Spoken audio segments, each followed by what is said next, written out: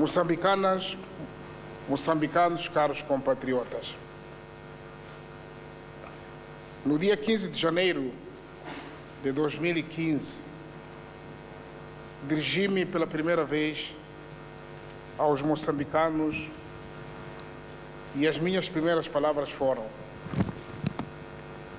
iniciamos hoje uma importante etapa do nosso percurso histórico como povo e como nação, que levará Moçambique a um novo patamar de harmonia e desenvolvimento. Fim da citação. Num outro desenvolvimento da mesma comunicação, afirmei que, como chefe do Estado, primaria pela abertura ao diálogo construtivo com todas as forças políticas e organizações cívicas para promover a concórdia nacional.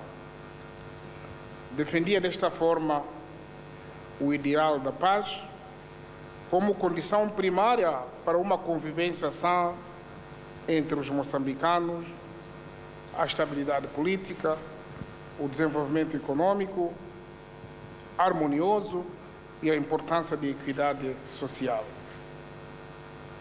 Dando corpo a este compromisso, iniciei no dia 9 de fevereiro de 2015, a menos de um mês depois da minha investidura, contactos diretos com o líder da Renamo, o senhor Afonso Dhlakama, para que, irmanados, discutíssemos de forma construtiva os caminhos para o alcance da paz duradoura e efetiva. Para os dias que se seguiram, como é de vosso conhecimento, na minha vontade de procura de paz efetiva, engajei a sociedade civil, os religiosos e a comunidade internacional neste processo, incluindo a mediação nacional e internacional. Os progressos eram bastante lentos e vidas humanas estavam cada vez mais em causa. Em dezembro de 2016, decidi retomar os contatos diretos via telefônica com o líder da Renamo, onde alcançamos ainda que provisoriamente o entendimento de cessação de hostilidades militares. Este entendimento foi posteriormente alargado de forma indeterminada. Como resultado de contactos regulares, durante as comemorações do Dia dos Heróis Moçambicanos, dia 3 de fevereiro de 2017, depois de uma decisão consensual com o presidente da Renamo, anunciei a criação de duas novas comissões, nomeadamente da descentralização e dos assuntos militares. Compatriotas, decorridos 12 meses após a cessação das hostilidades militares, tenho hoje a honra de partilhar com o povo moçambicano, no território nacional e na diáspora, os resultados dos consensos já alcançados no processo de diálogo sobre a paz e que tenho vindo a manter com o senhor Afonso Macaso Dhlakama, presidente da Renamo. A declaração que hoje vos é presente refere ao processo de descentralização que passo a apresentar. Primeiro, durante o diálogo, procuramos acolher as vontades dos moçambicanos impostas pelas transformações políticas, econômicas e sociais que têm estado a ocorrer em Moçambique.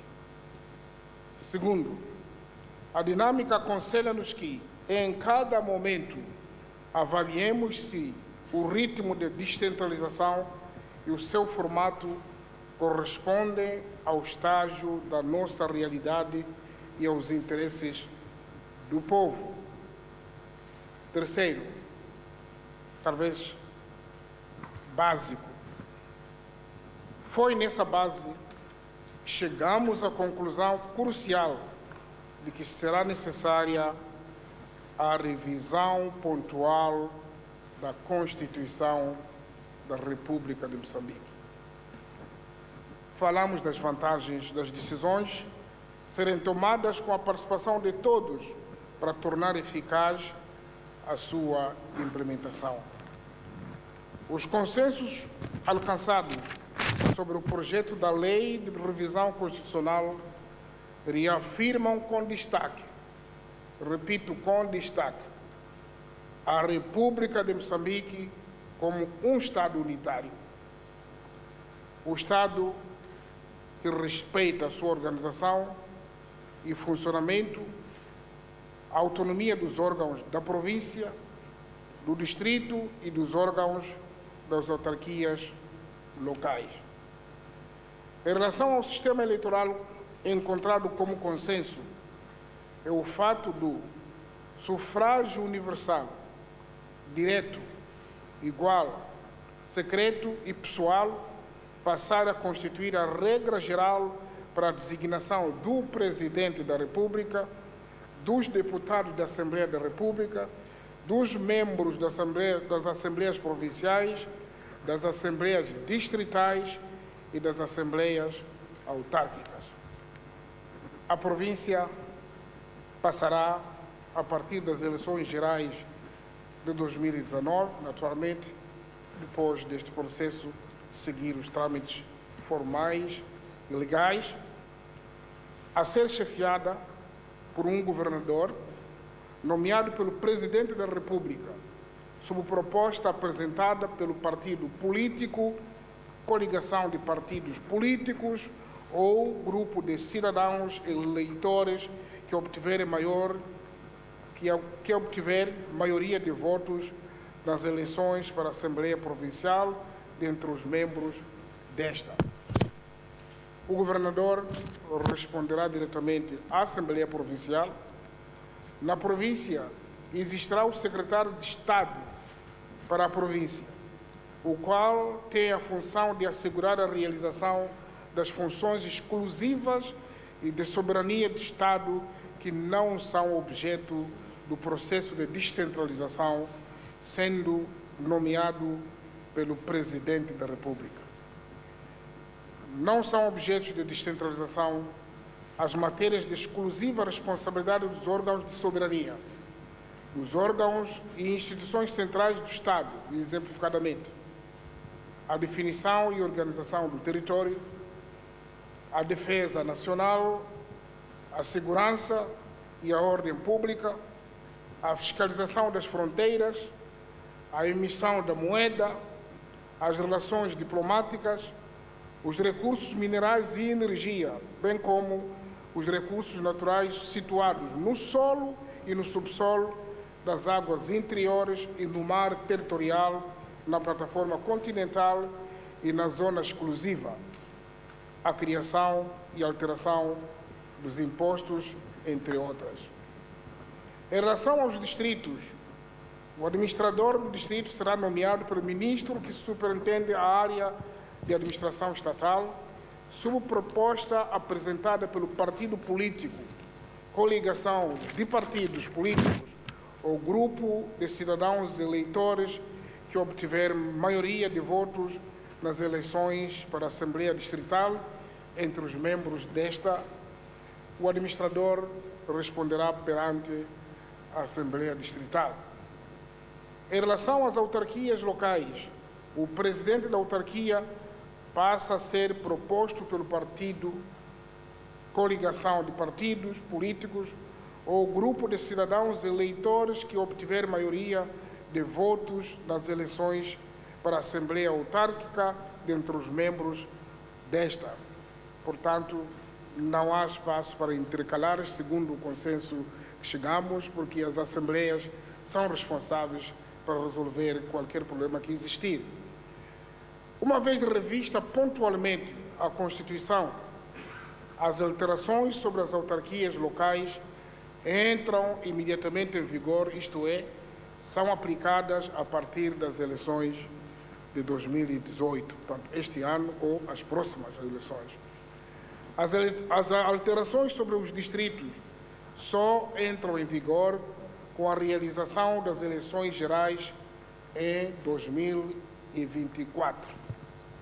As Assembleias Provinciais distritais e autárquicas ficam sujeitas ao controle tutelar do Conselho de Ministros, sendo que qualquer decisão de dissolução destes órgãos é objeto de apreciação jurisdicional pelo Conselho Constitucional.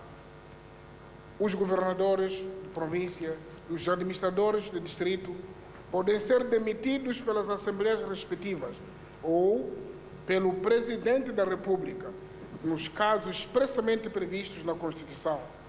No caso de demissão presidencial, a decisão é objeto de apreciação jurisdicional do Conselho do Estado.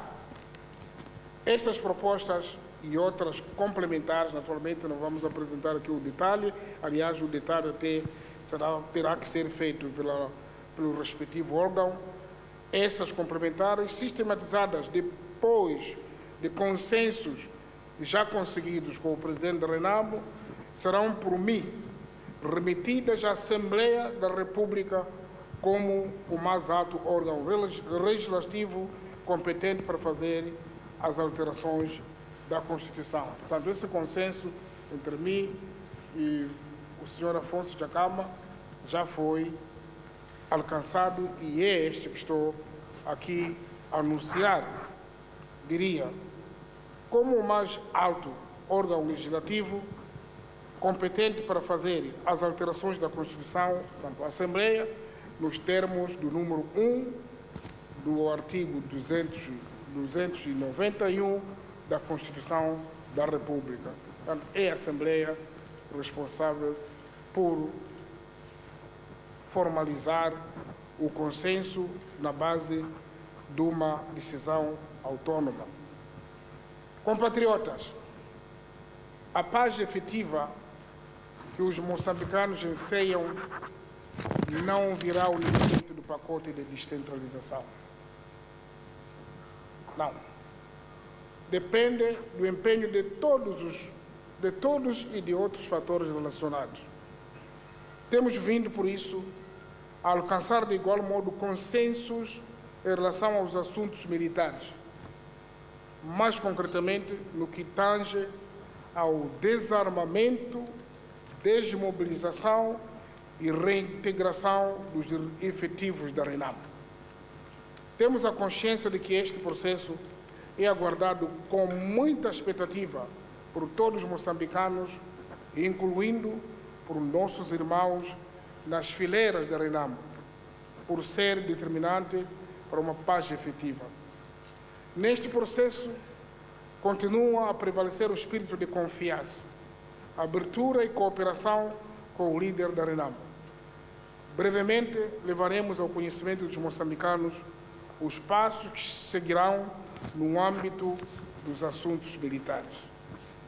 Por esta mesma razão, e mais uma vez, em nome dos moçambicanos, saúdo a postura do compatriota Afonso Marceta Jacama, presidente da Renamo, pelo seu papel colaborativo nesta visão comum que define como prioridade o diálogo e a busca de soluções pacíficas para os problemas políticos.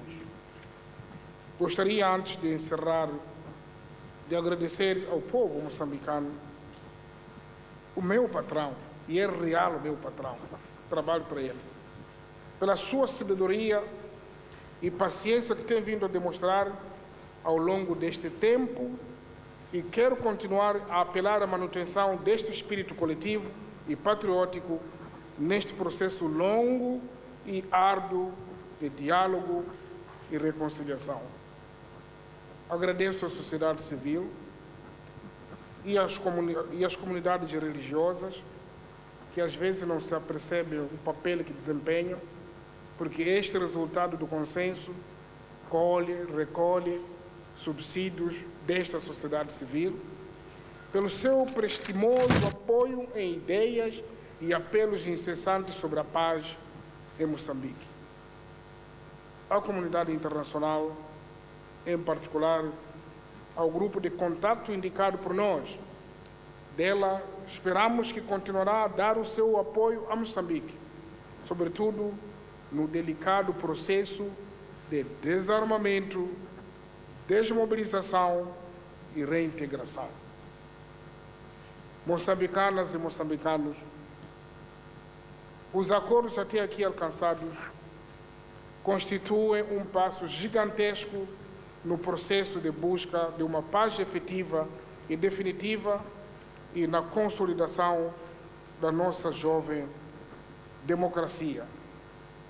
São passos que exigem a coragem e o acarinhamento, e a coragem não de um ou do outro, não de duas pessoas, mas sim a coragem de exercer mudanças por parte dos moçambicanos.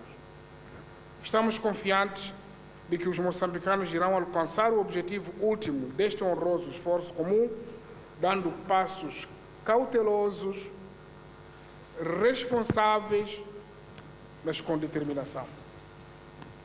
Termino recorrendo a um trecho do meu discurso inaugural, que vocês muito gostam, porque fazem sempre referência.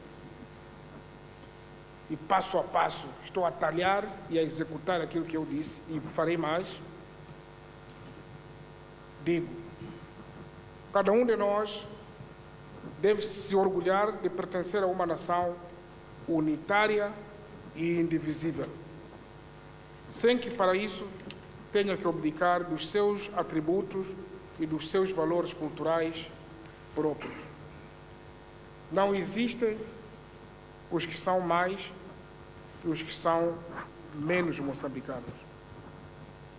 A bandeira multicolor que cobre todos os moçambicanos representa exatamente essa unidade na diversidade. Disse isso no primeiro dia do exercício de funções como chefe de Estado. A todos os moçambicanos, em território nacional e na diáspora, que acreditam na capacidade dos moçambicanos em suster o diálogo como a mais alta expressão de concórdia entre nós, vão os meus agradecimentos. Muito obrigado. Viva Moçambique. Moçambique primeiro. Moçambicano primeiro. E obrigado.